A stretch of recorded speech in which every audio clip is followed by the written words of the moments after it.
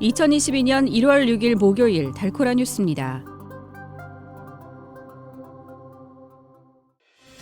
파크랜드 병원에서 코로나19와 독감에 둘 다 감염된 환자들이 보고됐습니다.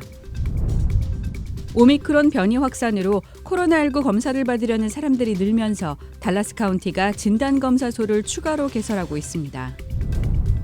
백인 경찰관의 무릎에 목을 짓눌려 사망해 전국적인 인종차별 항의 시위를 촉발했던 조지 플로이드의 4살 조카가 기습 총격당하자 경찰이 수사에 나섰습니다.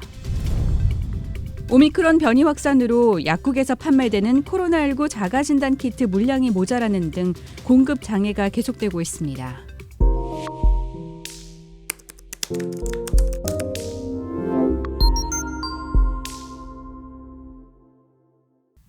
파크랜드 병원에서 코로나19와 독감에 둘 다 감염된 환자들이 보고됐습니다. 이 병원의 의료 총책임자 조셉 챙 박사는 이번 주 일부 환자들이 코로나19와 독감 모두에 감염돼 우려가 커지고 있다고 밝혔습니다. 이어 지난 겨울에는 보지 못한 동반 감염 상황이 시 전역에서 발생하고 있다며 입원 환자가 늘면서 양성 확진을 받는 병원 인력도 더 많아지고 있다고 말했습니다. 또 이로 인해 의료 공백 문제가 발생하고 있다면서 코로나19 백신과 독감 예방주사 모두 맞아야 한다고 강조했습니다. 오미크론 변이 확산으로 코로나19 검사를 받으려는 사람들이 늘면서 달라스 카운티가 진단검사소를 추가로 개설하고 있습니다. I-20 남쪽 폭스트릿에 위치한 앨리스 데이비스 필드하우스 진단검사소는 어제 정오부터 다시 운영을 시작했습니다. 클레이 젠킨스 달라스 카운티 판사는 이 검사소에서 하루 최대 2,000건의 검사가 가능하다고 밝혔습니다.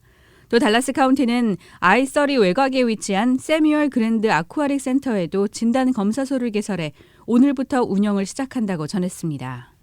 웨스트 달라스의 달라스 컬리지 마운틴뷰 캠퍼스와 노스 달라스의 리치랜드 캠퍼스에도 각각 대형 진단 검사소가 설치돼 이미 운영되고 있습니다.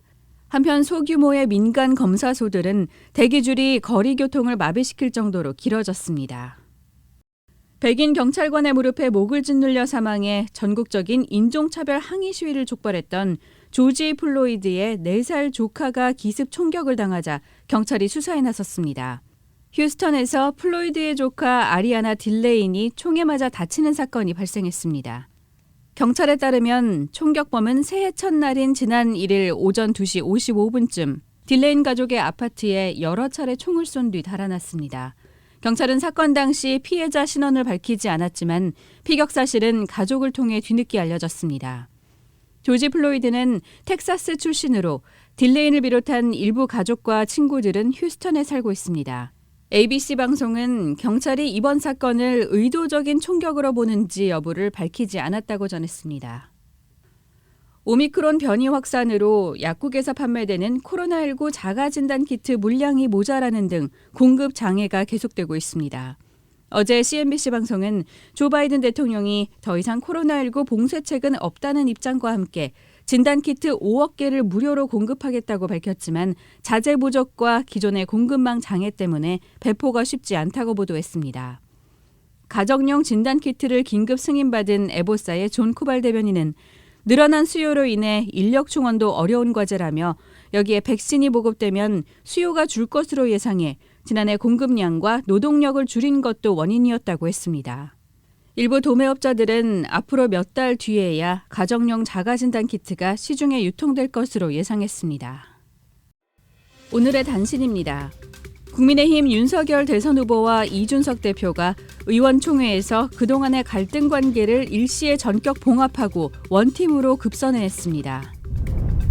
국민의당 안철수 대선 후보의 지지율 오름세에 탄력이 붙으면서 대권 구도가 요동칠 조짐입니다. 유럽연합에서 코로나19 1일 신규 확진자 수가 사상 처음으로 100만 명을 넘어섰습니다.